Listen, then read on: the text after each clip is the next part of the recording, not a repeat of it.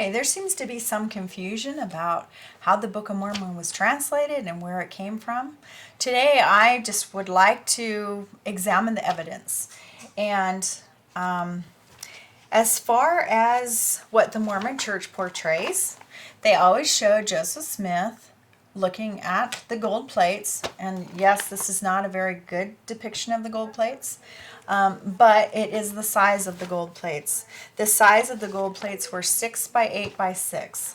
And so that is the size that I made here. Where did the Book of Mormon come from? In Joseph Smith History, section 1, verse 35, it talks about the angel Moroni talking to Joseph Smith and telling him where he could dig up the gold plates. With the gold plates, there would be something called the Urim and the Thummim. The purpose of the Urim and the Thummim was to translate the gold plates into the Book of Mormon. Supposedly, they were in a language called Reformed Egyptian. I've never heard of that language, and I don't know anybody that has ever heard of that language. But that was what he was told. In Comprehensive History of the Church, Joseph Smith supposedly found a seer stone, which was while he was digging a well. And it would look something similar to this.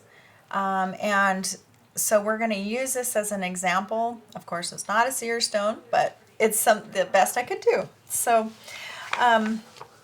we are going to go back in history, and this is what the people wrote down that saw Joseph Smith translating the Book of Mormon. The first one we're going to look at is Emma Hale Smith. Emma Hale Smith was Joseph Smith's first wife, which he had many wives, but she was his first. And she wrote, I frequently wrote day after day, often sitting at the table close to him. He sitting with his face buried in his hat, with the stone in it, and dictating the Book of Mormon hour after hour with nothing between us. So Emma said it was from a hat. She didn't mention anything about the gold plates, about him dictating from gold plates. However, in the last testimony of Sister Emma, Saints Herald, October 1st, 1879, she did mention something about the gold plates. She wrote, the plates often lay on the table without any attempt at concealment. Okay, so I'm thinking, wow, okay, she's seeing the plates. However, I went on and it didn't make any sense at all because concealment means to hide something. The plates often lay on the table without any attempt at concealment, wrapped in a small linen tablecloth, which I gave him to fold them in. So she's not even saying that he's looking at the gold plates. She's saying that they're wrapped in a tablecloth, which I don't know if she knows what the word concealment is, but to me they're concealed.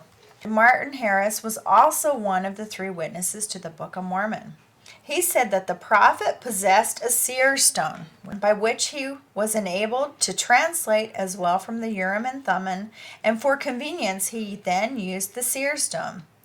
By aid of the seer stone, sentences would appear and were read by the prophet and written down by Martin, and when finished he would say written.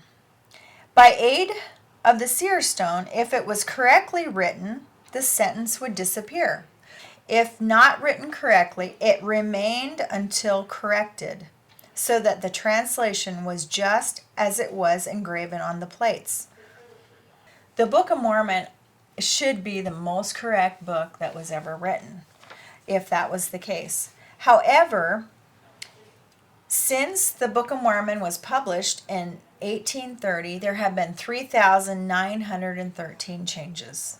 That's a lot of changes as far as I'm concerned.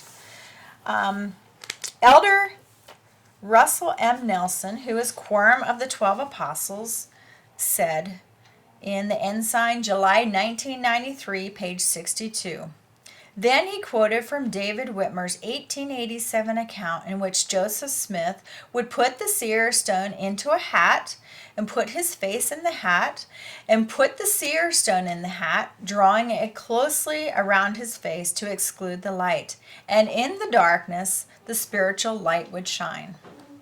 Okay. Daniel Peterson, who is a BYU professor, he said most of the translation was done using something called a seer stone. He would put the seer stone into the bottom of a hat, presumably to exclude the surrounding light, and then he would put his face into the hat. And he said, it's kind of a strange image for us. I would have to agree with that. That is a really strange image.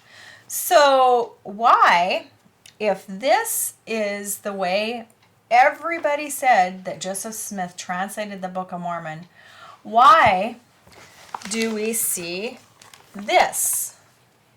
Because this does not look anything like this or like this. So I thought, well, I'm going to take the ensign and maybe they'll have some answers for me. So I looked at the ensign, and this is from February 2001. So I looked up translating the plates, and I looked and I searched. The only thing that I could see, and doesn't say anything about how it was translated, doesn't say this or this.